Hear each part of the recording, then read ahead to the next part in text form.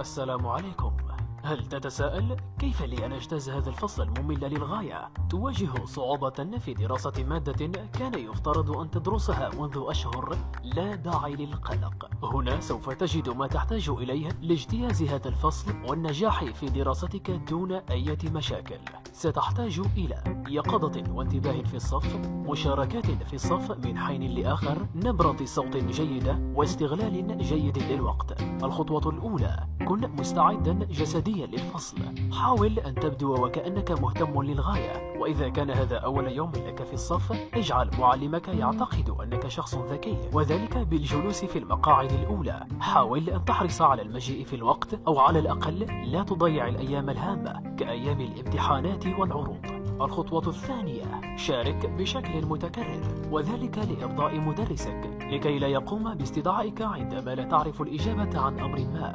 الخطوة الثالثة: استغل مدة تواجدك في الفصل على أفضل وجه. إذا أمكنك استغلال وقتك في الفصل جيدا في الانتباه والتعلم، فلن تضطر عندها للقيام بأي مجهود في المنزل. لذا قم بكتابة المعلومات الهامة، ودون بعض الملاحظات وراجعها في أي وقت أثناء الحصة. بهذه الطريقة لن تضطر إلى فعل الكثير بعد ذلك. وإذا كان مدرسك بطيئا بما فيه الكفاية، أو يقضي معظم وقته في الإجابة على أسئلة الآخرين، يمكنك إنجاز واجباتك خلال تلك الحصة أو خلال حصة مادة أخرى. الخطوة الرابعة: ابق هادئا. لا يهم إذا لم تنجز واجباتك المدرسية، فقط لا تدع مدرسك ينتبه لذلك. الخطوة الخامسة: كن اجتماعيا.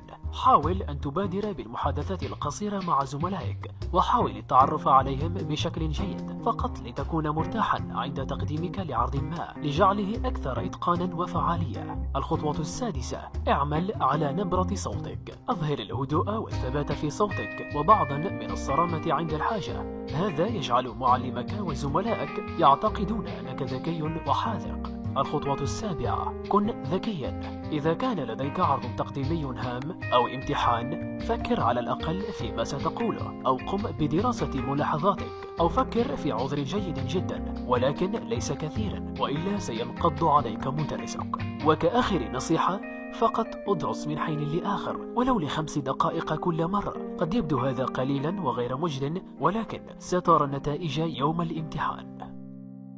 هل تعلم؟ وجدت دراسة أنه عندما يكتب الاختبار بشكل جيد، فمعظم الأسئلة ستتم الإجابة عنها بشكل صحيح بنسبة 30 إلى 80% من قبل الأشخاص الذين يجرون الاختبار.